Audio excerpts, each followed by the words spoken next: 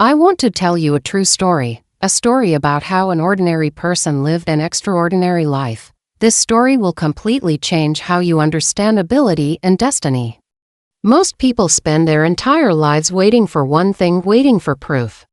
Waiting for an opportunity, waiting for someone to tell them, you are good enough. But they never get it, because the world will not hand you belief. Belief is something you must give yourself first. This man's name is Peter. 2 years old, a fisherman, a man who was losing his belief and about to find it again. Peter lived in a village 2 hours away from the city. Not too far, not too close.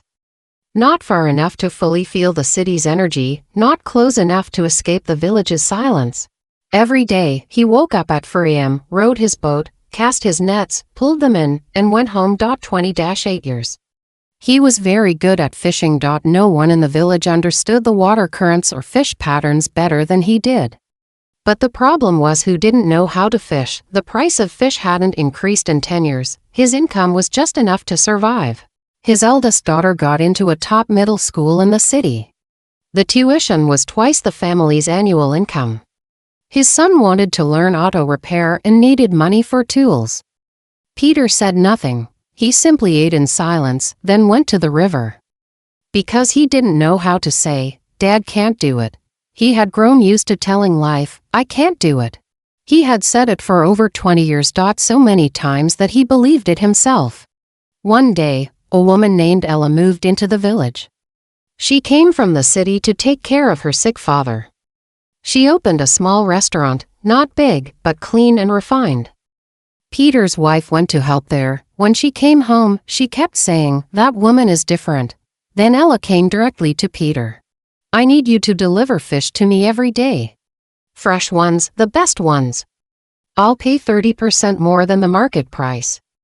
But there's one condition: you must be on time every day, rain or shine." Peter should have said yes immediately. He needed the money, but he hesitated.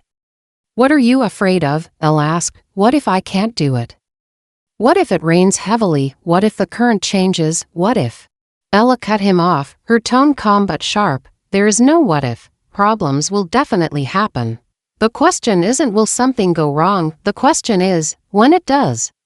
Do you believe you can handle it at that moment?"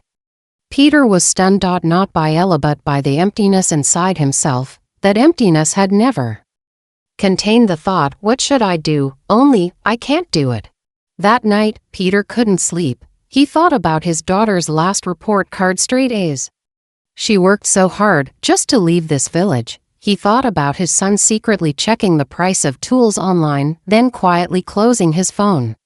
He asked himself a question he had avoided for 20 years. If I keep telling my children it's okay if you can't do it, what will they become when they grow up? Will they be like me, capable, but living as if they are not? At 4 a.m., he didn't lie back down. He made a decision. Not a decision to succeed, but a decision to try. The next day, it rained lightly, and the river was muddy. Peter stood by the river, and for the first time, he didn't go to his usual fishing spot. He paused, frowning, staring at the water. On the very first day, something went wrong. The rain had muddied the river, and the fish had moved. The old Peter would have pulled in his net and gone home, saying, "Not today." But today, a sentence appeared in his mind: "Not I can't do it. But what should I do?" It took only 3 seconds, but those 3 seconds changed everything. He went to a place he had never tried before, a place everyone said had no fish. But he observed the current, felt the water temperature, and discovered there were fish there. He pulled in the net full of shimmering silver. He delivered the fish to Ella's restaurant. She inspected them carefully, then looked up and smiled. "This is exactly what I want. Same time tomorrow." That sentence, "same time tomorrow," was not praise. It was proof. Proof that he had done it. Proof that those words worked. "I can't do it" became "what should I do?" 6 words turned into 3, and his life changed. 3 months later, Peter's income exceeded his entire previous year's earnings. But more important than the money was how he looked at himself. He was no longer the fisherman who said, "I can't do it." He was someone who could solve problems. Someone reliable. Someone who believed in himself. One day, his daughter came home from school and looked at him. "Dad, you're different."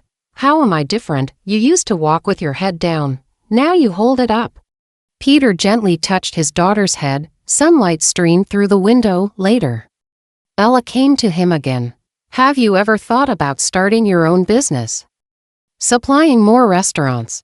Peter's first reaction was still fear, but it only took him 3 seconds. What should I do? 6 months later, he was supplying for restaurants. He hired a young man from the village. He taught him how to read the currents, how to choose fish. He became the Ella in someone else's life. Peter did not become smarter. He did not win the lottery. He did not encounter a miracle.